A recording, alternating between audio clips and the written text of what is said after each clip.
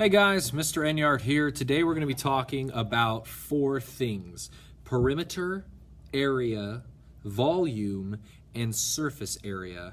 We're going to be talking about how to organize and design space, how to construct and build, how to make our dreams come true. Stick around. Let's do some math. Mr. Enyart is here to help. Let's go. So I want to break down some important things, and I'll zoom in and focus, but I want to break them down from easiest to hardest, simplest to most complex, 2D to 3D. So I want to start with perimeter. All right, so looking here at perimeter, it is the surrounding sides. I think of perimeter as a perimeter fence, like this one. And a perimeter fence would obviously surround or go along the whole outside of a building, a house, an object, a prison, whatever that may be. I may also think of the military and how the military might put a perimeter up around their camp or what they're trying to protect, like this piggy bank, and it would surround them and go around all sides.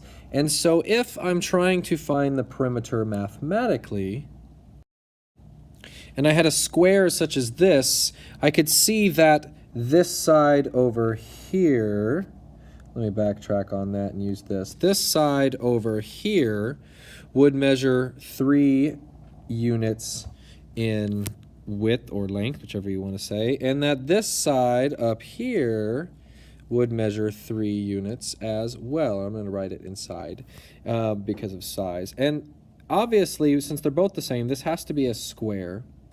And to be a square, that means all 4 sides have to be the same. And since perimeter surrounds the shape, I need to add up all of the sides, not just the 2 it gave me.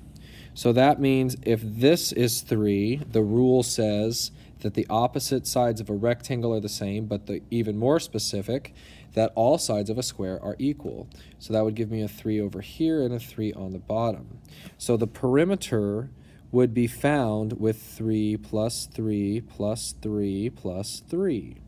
And that would just be adding up the whole outside, because perimeter means to surround or to be the rim, perim, you might hear that.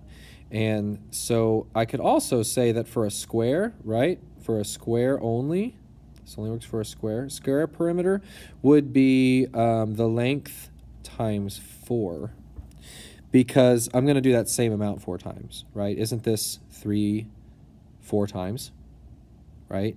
And so the perimeter of this would be 12, and it would just be units, okay? It doesn't tell me if it's centimeters, inches, feet, but all things we measure with are called units.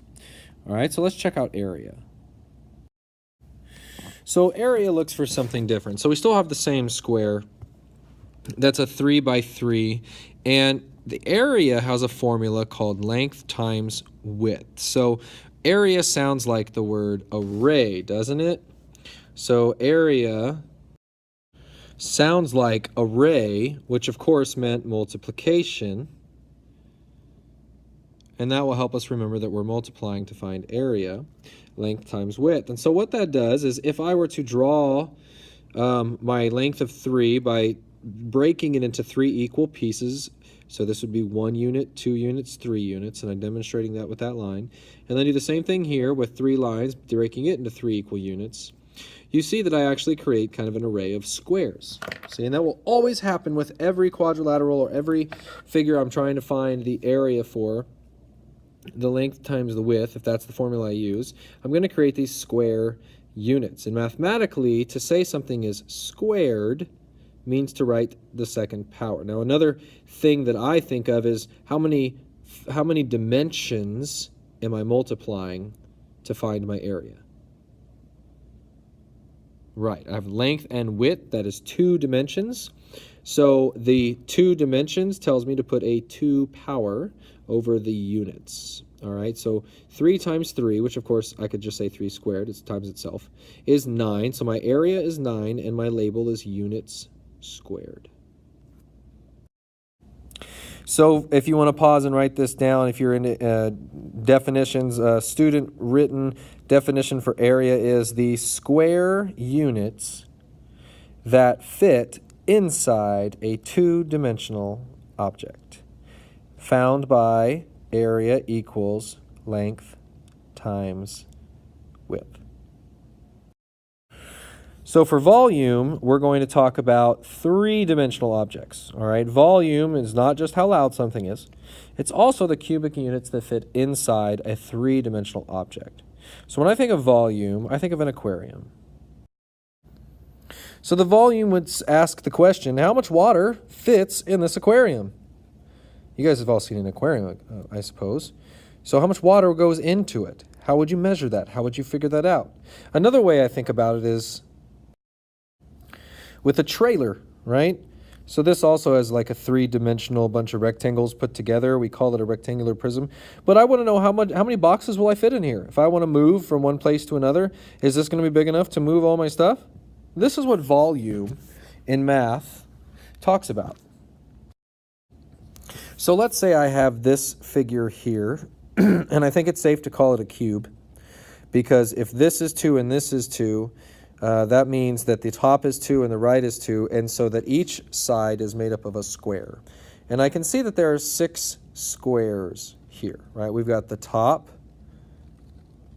and the bottom. We would call those opposites. We've got the front and the back. Those would be opposites. And we have the left and the right. So the left and the right are opposites, top and bottom are opposites, front and back are opposites. So if I want to find the volume, there's a formula, okay, that says length times width times height. And now sometimes you think of depth, right? Width could be the depth, which might be this right here. This could be the height, and then this could be my length. So how long is the length if this is 2 and this is 2 and it's all made up of squares? Correct. It has to also be 2 inches. So what we're doing is 2 times 2 times 2, which is 4 times 2, which is 8. Now, how would I label that? Well, there's a couple ways to think about this. One is, how many numbers did I multiply? How many dimensions? 1, 2, 3. So my label is going to be in inches, and we're going to write a third power as an exponent after the unit. Because what I'm doing is I'm actually going to show you how this is making cubic units. So bear with me here. So hopefully you can kind of tell that these lighter blues are the back, right, the right side, inside of it, and the bottom. And these darker blues is the top, and then the left side outside, and the front outside. And if I were to draw, the reason I drew what I did is this is a 2 by 2, right? 2 by 2 gives me an area of 4. And you can see right here that it makes a whole bunch of these 1 by 1 cubes. So we call it cubed. Cool, huh? Now the last thing I want to talk about is surface area. Surface area uses a word we're familiar with, area, so it must involve some sort of length and width, right? But it's of surface, which is faces, combining the area of all the surfaces. So surface area is simply wanting to know what is the area of all the surfaces put together, which means we have to now be dealing with a three-dimensional or a composite figure. So if I had something like this, rectangular prism, a trailer, what is the total surface that could be covered in, let's say, wallpaper? If I wanted to cover the outside of something with this wallpaper, I'd have to cover the whole surround. I'd surround the whole thing, right? Front, back, top, left, back, the whole, every wall, everything covered in wallpaper. But even more specific, a better image for me to understand surface area would be wrapping presents. So if these are rectangular prisms, boxes, right, cubes, we have to wrap them completely. I need to know if I cover all of the sides, all of the edges, all of the faces, these are called faces on three-dimensional objects, right? All of the faces of rectangular prisms or cubes, how much would I need? this is surface area, wallpaper, or wrapping paper. So I have to find the area of each face, plus the bottom, plus the left, and plus the back there, and then add them together to find the total wrapping paper I would need. That's what surface area is. So in pink, I have 18 times 2 because 18 represents the area of the front. It is a 6, and then the height, so this 3 over here, the height is what this is. This is a 3 by 6 rectangle, which 3 times 6 is 18, because length times width is area. And I do times 2 because the front is going to be the same as the back. So then I move over to the the top. And the top is going to be 6 by 2. You can see the 2 there. And so 6 times 2 will give me an area of 12. And I've got the top and the bottom, so I've got 2 12s. And then I move to the left and the right, which are 3 by 2s. 3 times 2 is 6, and I have the left and the right, so 2 groups of 6. And when I add those together, I'm going to get a total of 72 yards squared, and because my measurements were in yards. And that's how much wrapping paper would take to cover every surface of this present. So let's try a couple. Go ahead and pause the video and try to find the perimeter and the area of this rectangle.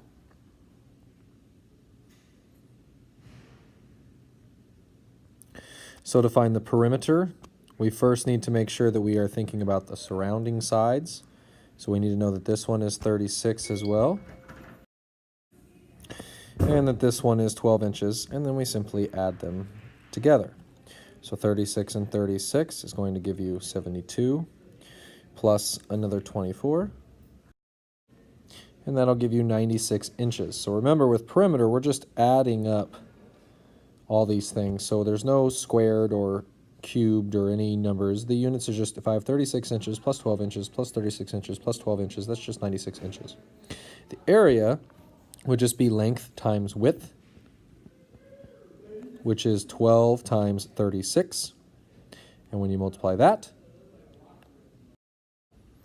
which gives you 432 inches squared. Because remember, we're multiplying 2 dimensions, so we need a little tube to represent the squares that would be made by drawing in the lines, the array that would be created in square units for the area. So for this one, try and find the volume and the surface area of this rectangular prism. Go ahead and pause the video.